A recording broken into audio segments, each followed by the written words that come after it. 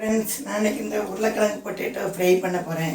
அதுக்கு 3 உருளைக்கிழங்கு இப்படி எடுத்துருக்கிறேன். 3 உருளைக்கிழங்கு வந்து இப்படி கட் பண்ணி எடுத்துருக்கேன்.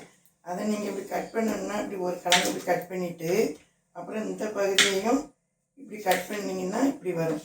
இப்படி துண்டு போட்டுக்கலாம். ஓகேயா? இப்படி துண்டு போட்டு அப்படி எடுத்து வச்சுக்கோங்க. அதுக்கு தேவையானது மஞ்சள்தூள், இதுக்கு வந்து 1 ஸ்பூன் சீரகம், மிளகு, உப்பு வச்சுருக்கேன். ஓகே, எப்படி ஃப்ரை பண்ணிவிட்டு வரேன். அந்த மாதிரி பாருங்கள், கட் பண்ணி வச்சதை நல்லா தண்ணி வடிகட்டி வச்சுருக்கேன். எண்ணெயில் கொல்லி போடணும். ஓகே, கொல்லி போட்டு கொல்லி போடணும். நல்லா சலன்னு பாருங்கள் எப்படி சவுண்டு கேட்குது பாருங்கள். இந்த மாதிரி பொரித்து மொத்தத்தை பாருங்கள்.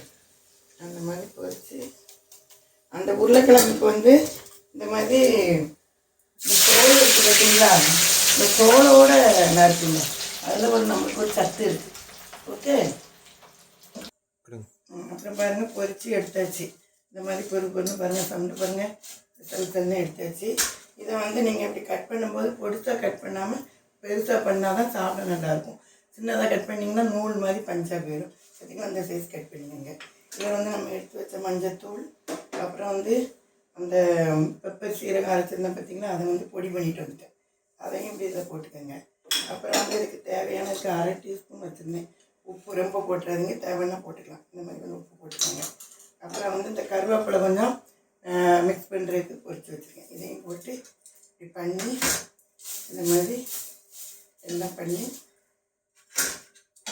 மாதிரி பண்ணிக்கோங்க. ஓகே, பண்ணி எடுத்து இன்னொன்று எடுத்து இந்த மாதிரி சாப்பிட்டு பாருங்கள, தண்டிக்கு இருக்கணும். எடுத்து இப்படி சாப்பிட்டு பாருங்கள், அவ்வளோ டேஸ்ட்டாக நல்லா நூல் மாதிரி இல்லாமல் சாப்பிட நல்லாயிருக்கும்.